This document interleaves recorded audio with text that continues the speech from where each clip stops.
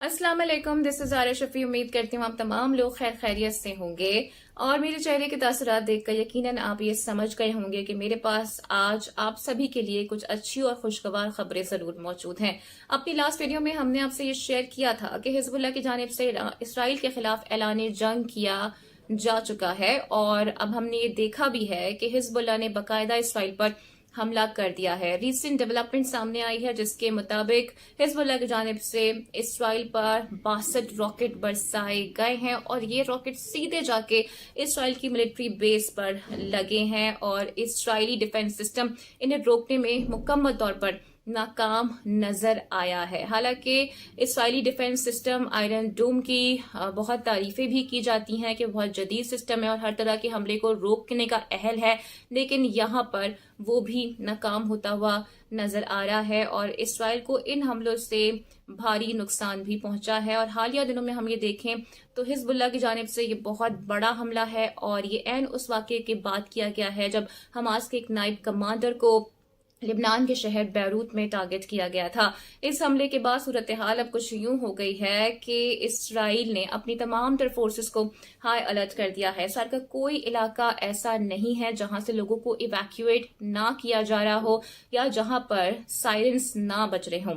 एक रिपोर्ट के मुताबिक इसराइल अब तक अपने 2.5 लाख से ज्यादा शहरियों को इवैक्यूएट कर चुका है और ये इसराइल की एक बहुत बड़ी नाकामी के तौर पर साबित हुआ है कि वो अपने ही लोगों को अब यहाँ से अपने ही मुल्क से निकालने पर मजबूर हो गया है, जबकि हसन नसरुल्लाह की जानिब से ऐलान जंग पहले ही किया जा चुका है और ये तारीख में पहली बार ऐसा हुआ है कि उनकी जानिब से कैटेगोरिकली ये कहा गया है कि 1967 की वॉर में जिन इलाकों पर इसराइल ने नाजायज कब्जा कर लिया था अब हम उन इलाकों को इसराइल से वापस लेंगे। तो ये एक बहुत बड़ा ऐलान है जो कि उनकी जानिब से हालिया दिनों में किया गया है और इससे पहले हमने ये नहीं देखा था। साथ में उन्होंने ये भी बावर करा दिया है कि वो अपने इस स्टैंड से पीछे हटने को बिल्कुल भी तैयार नहीं है। नॉर्दर्न फ्रंट की हम बात करें तो वहां पर भी इसराइल के लिए मुश्किलात खड़ी हुई नजर आ रही हैं। इसराइल जो कि पहले ये समझ रहा था कि हिजबुल्लाह की जानिब से इस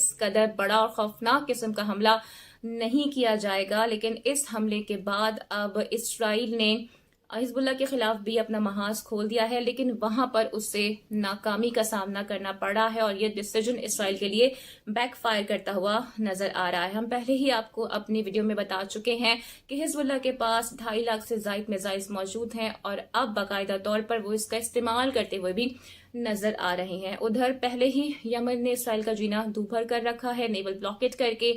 अब इस हमले के बाद होगा ये कि यमन को मजीद भी ताकत फराहम की जाएगी, उन्हें मजीद भी बैकअप सपोर्ट फराहम किया जाएगा और जो नेवल ब्लॉकेट है उसमें मजीद भी सख्तियां कर दी जाएंगी, यानी कि किसी किस्म का कोई सामान इसराइल से नहीं जा पाएगा, ना ही किसी किस्म की कोई ट्रेड इसराइल में आ पाएगी। तो यानी कि इसराइल को अब भूखा मारा जाएगा, जबकि ईरान भी डेफिनेटली अब यमन को सपोर्ट प्रोवाइड करेगा। और अभी हमने देखा था कि रिसेंट जो धमाके हुए हैं ईरान में कैटेगोरिकली खामनाई साहब की जानिब से इसराइल और उसके नेक्सस को इसका जिम्मेदार भी करार दे दिया गया है। और इंटरेस्टिंगली अब हम ये देख रहे हैं कि मजीद ममालिक भी इस नेक्सस में शामिल होते हुए नजर आ रहे हैं और टर्की की जानिब से भी रिसेंटली हमने देखा था कि 33 मोसाद के एजेंट्स को फांसी पर लटका दिया गया था, जबकि ईरान की जानिब से भी 4 मोसाद के एजेंट्स को फांसी की सजा दे दी गई है। जिसके बाद फिर हमने देखा कि कुछ पॉलिटिकल सिनेरियो में भी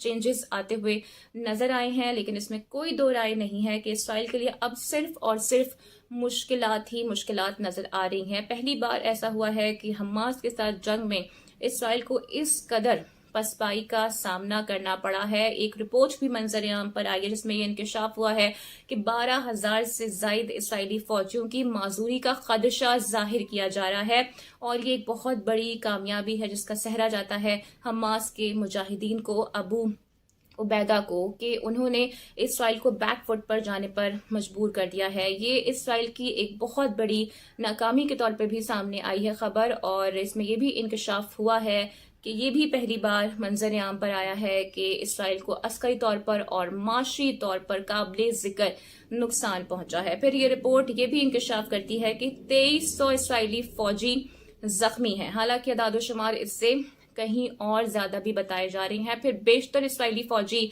ऐसे भी हैं जो कि अपना ज़हनी तवाज़ुन खो बैठे हैं, मेंटल हॉस्पिटल में उनका इलाज हो रहा है, और बेशुमार इसराइली फौजी अब ऐसे हैं जो कि मिन्नतें करते हुए नजर आ रहे हैं और ये कह रहे हैं कि हमें जंग ज़दा इलाकों में नहीं भेजा जाए, और जो ऑलरेडी इस जंग का हिस्सा हैं वो रो रहे हैं, चीख रहे हैं, चिल्ला रहे हैं कि हमें यहाँ से निकाला जाए। तो तमाम तर अपनी एनर्जी लगा के, तमाम तर फोर्सेस इस्तेमाल करके, अपने कॉन्टैक्ट इस्तेमाल करके, ताकत का, कुव्वत का इस्तेमाल करके भी इसराइल को गजा में पसपाई का सामना करना पड़ रहा है, और हर दिन उनके लिए नाकामी ही लेकर आ रहा है। किसी महाज पर भी इसराइल को कामयाबी का अभी तक सामना नहीं हुआ है। उधर अक़वाम मुत्तहिदा भी अब जाग उठा है और इसराइली जारियत को देखते हुए उन्होंने गजा को अब एक नाकाबिले रिहाइश एरिया करार दे दिया है, जबकि जंग बंदी का मुतालबा भी वो करते हुए नजर आ रहे हैं। लेकिन इस जंग बंदी के मुतालबे में उनकी जानिब से कुछ देर कर दी गई है। हालांकि अगर वो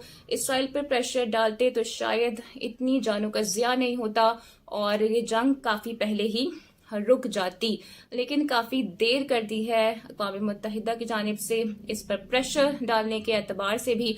और अब हम ये देख रहे हैं कि इस जंग में मजीद भी शिद्दत आती हुई नजर आ रही है और बाकायदा तौर पर अब जो प्रॉक्सीज हैं वो भी इस जंग का हिस्सा बन गई हैं। उधर जो मगरबी ममालिक हैं वो भी इसराइल से खाइफ नजर आ रहे हैं। साउथ कोरिया की हम बात करें या साउथ अफ्रीका की हम बात करें तो पहले ही इंटरनेशनल क्रिमिनल कोर्ट और इंटरनेशनल कोर्ट ऑफ जस्टिस का रुख कर चुके हैं, और ये लग रहा है कि अनकरीब दीगर ममालिक भी इन कोर्ट से अब रुजू करने वाले हैं।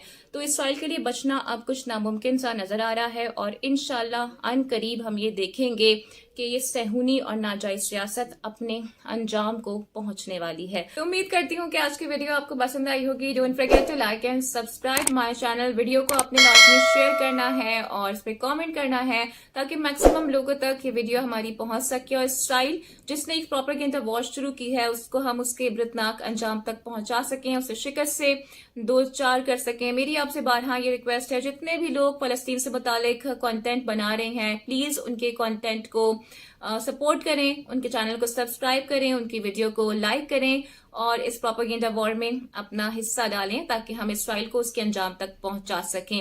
अगली वीडियो में आपसे फिर मुलाकात होगी। अपना बहुत ख्याल रखिएगा। Till then take care. अल्लाह हाफिज।